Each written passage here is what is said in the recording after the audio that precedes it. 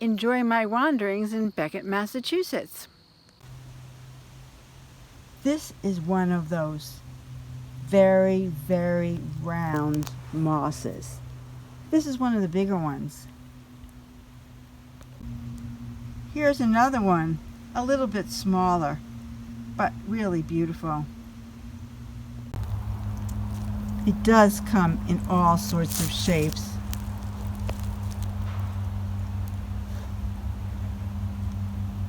Well, could you imagine sleeping on it? It's called a pillow moss. This is a whodunit stump.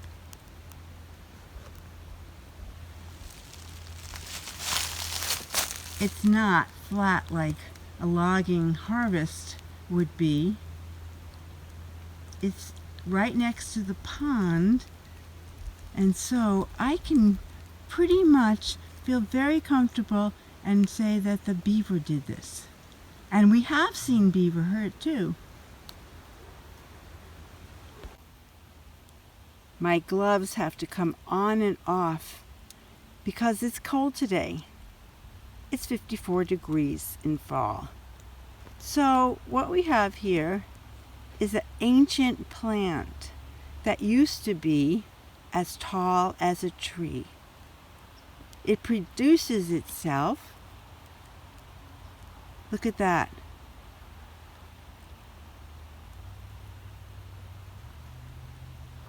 It's a kind of like a podium. I just love saying that word. L-Y-C. And I happen to know which one this is. It's a princess pine. I'll show you some others. It's easiest to tell on the side.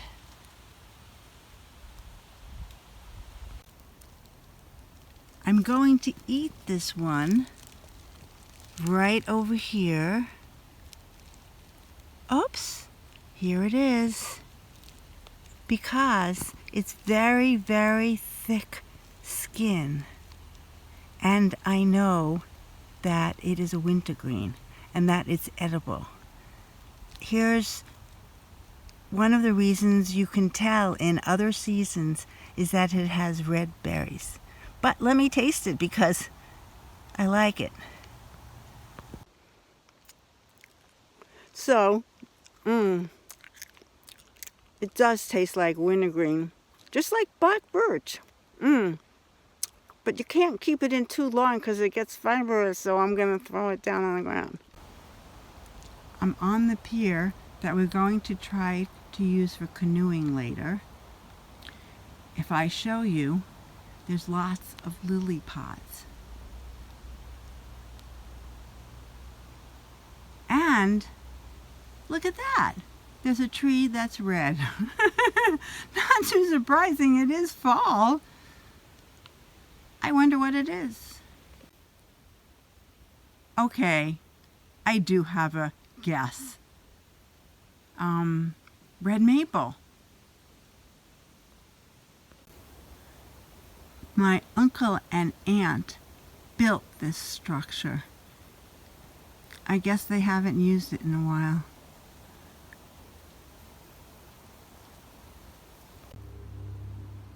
It took me a few seconds to go, now what is this? Because it's very prominent in Massachusetts, but not in Vermont, except on Black Mountain.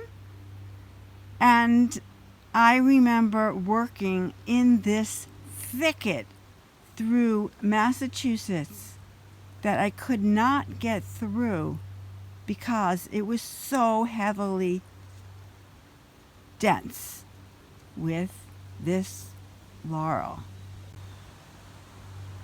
Okay, one of the benefits of this plant is to look at it in the spring and summer when it has beautiful flowers. You can look it up and see what the flower looks like.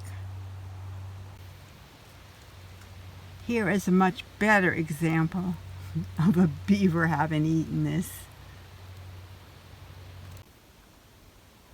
This is the sign that tells you that the pond is owned by the state of Massachusetts. It's a little dark, but can you see the word Massachusetts? Hopefully you can see the mound a little clearer here. I moved to the side. Did you hear my gasp? Look, I looked down and I found this feather. I guess I really like to know the names of things. And I would say this is from a turkey. I love showing you this. You can see right into the center. So it's one of those vase-like plants. You can see that in my guide. And there aren't many choices. This one is harder to tell because it doesn't have its spore cases. So I'll see if I can show you one a little bit further down. I've showed you this before, but it takes a long time to actually recognize plants. This one is very dainty. You'd say it's thrice cut. And guess what? It's still around. And it would be around all winter long. And it's an evergreen fern. Look at this root system. It sure had to struggle.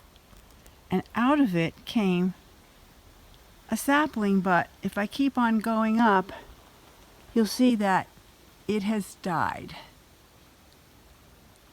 Actually, I couldn't show you that, so you'll have to believe me.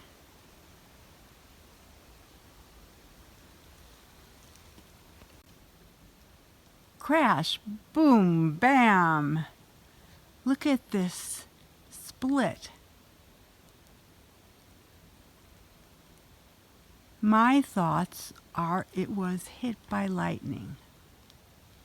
I had another confirmation of this because this undulates, which is just what lightning does. It spirals around the tree. I love it when I have 2 points so I can really believe it. As you can see, I'm a very happy camper here, although I'm not camping, because I've seen so much in such a short amount of time.